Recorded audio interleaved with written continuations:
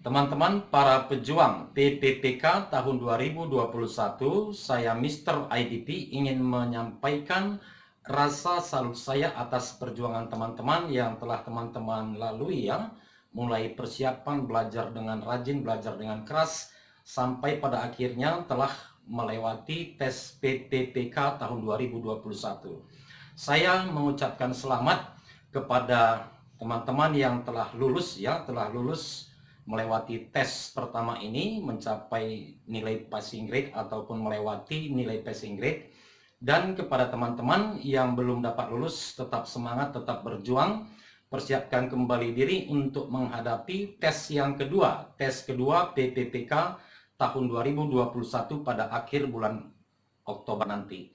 Di sini mari kita mereview kembali ya. Di sini saya sudah merangkum beberapa FR tes pertama P3K atau PPPK.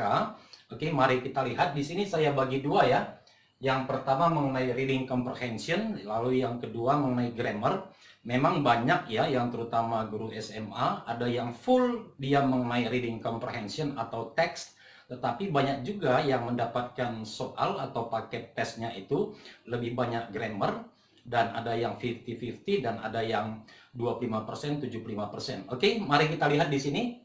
Saya sudah menuliskannya. Yang pertama yaitu FR test pertama PPPK, yaitu mengenai reading comprehension.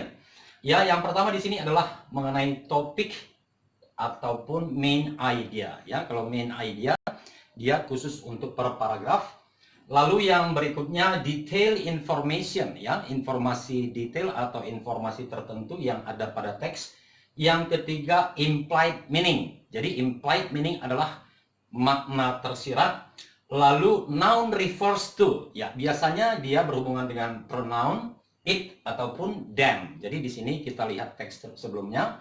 Lalu yang kelima figurative language ya, ini ada di pembelajaran SIM PKB ya, ataupun di tryout SIM PKB.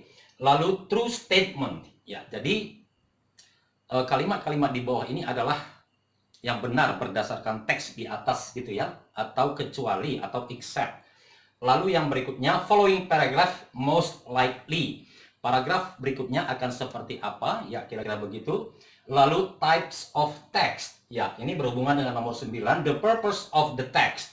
Jadi kalau dikatakan the purpose of the text, ini bisa teks secara umum, seumpamanya advertisement itu apa purpose-nya, berarti to persuade the readers ya, atau the listeners. Lalu bisa juga dia tujuan yang khusus mengenai isi teks tersebut. Oke, yang selanjutnya sinonim atau antonim ya. Sinonim bisa juga dia pertanyaannya berupa closest meaning. Oke, yang nomor 11 conclusion ataupun moral value of the text ya. Lalu yang terakhir di sini ada juga yang mendapatkan text dialogue ataupun conversation. Itu dia yang bisa saya tuliskan ya, saya rangkum dari informasi dari teman-teman yang sudah menghadapi tes. Jika selain daripada ini mengenai reading comprehension, mungkin teman-teman ada yang lain, silahkan ketik di kolom komentar. Oke, kita lanjutkan ya.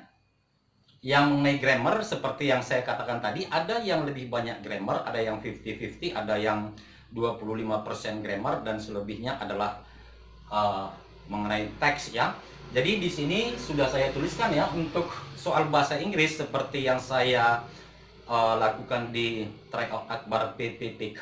Jadi bahasa Inggris itu 70 soal sesuai dengan prediksi Mr. IDP. Yang pertama conditional sentence ya, conditional sentences type 0, 1, 2, and 3. Dan ada juga bentuk inversion ya, inversion pembalikan. Jadi kadang di conditional sentence juga ini ditanyakan mengenai the fact-nya ya, the fact of the sentence ya. Lalu yang berikutnya perfect tense ya. Untuk perfect tense pada umumnya ini mengenai past perfect ya. Past perfect kadang dihubungkan juga dengan complex sentence. Oke. Lalu yang berikutnya adjective clause ya. Adjective clause penambahan informasi terhadap subjek ya, ataupun ini berhubungan dengan relative pronoun seperti who, whom, which, that, where, when, dan lain sebagainya. Lalu types of sentences. Jadi types of sentences itu ada simple sentence, complex sentence, compound sentence, compound complex sentence. Itu ada 4 macam. Saya Mr. IDP sudah ada membuat video khusus mengenai types of text ya. Lalu appositive ya, appositive ini artinya keterangan. Ini mirip dengan adjective clause ataupun reduced adjective clause. Oke, appositive adalah penambahan keterangan terhadap the subject. Oke. Lalu yang berikutnya passive voice ya. Passive voice ini teman-teman sangat penting untuk dipelajari ya, baik untuk grammar ataupun reading comprehension. Passive voice ini akan membantu kita dalam memahami teks ya. Jadi secara keseluruhan ya bisa saya katakan jika grammar kita baik itu juga akan membantu dalam memahami teks ya ataupun reading teks. Ya demikian juga halnya dengan participle ya. Participle, jika teman-teman masih ingat participle, ada present, past, perfect participle. Itu juga sangat membantu dalam memahami teks karena dalam tulisan resmi, dalam tulisan seperti koran, majalah dan lain sebagainya, participle itu sering dipakai ya. Apa itu participle? Yaitu verb ing dan verb ed. Oke, selanjutnya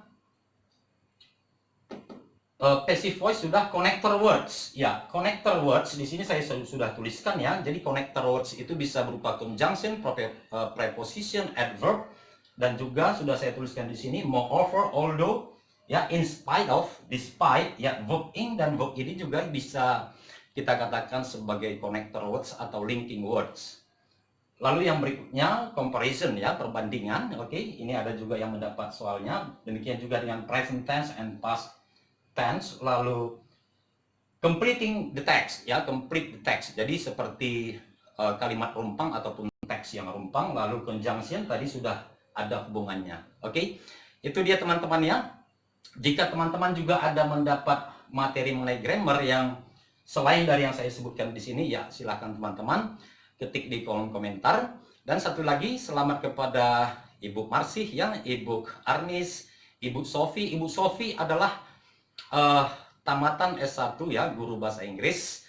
Beliau sudah cukup lama, bertahun-tahun tidak mengajar bahasa Inggris. Beliau mengajar seni, tetapi bisa mendapatkan nilai yang lumayan bagus, yaitu mendapat nilai 200 ditambah penambahan nilai, bisa juga melewati passing grade. Oke, itu dia teman-teman. Satu kali lagi, terus berjuang kepada teman-teman yang belum lulus, yang terus berjuang, belajar mulai sekarang, mempersiapkan diri, terutama mengenai reading text. Mulai sekarang teman-teman bisa juga yang mempersiapkan program sendiri, yaitu mengenai reading practice, ya.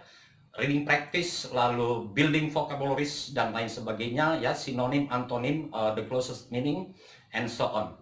Oke, terima kasih untuk video ini. Nanti untuk video selanjutnya, part 1, ini part 1, nanti part 2 akan saya bahas sedikit bagaimana kita bisa mengantisipasi hal ini, terutama mengenai reading comprehension. Terima kasih sudah menonton IDP Channel. Sampai bertemu di video saya selanjutnya.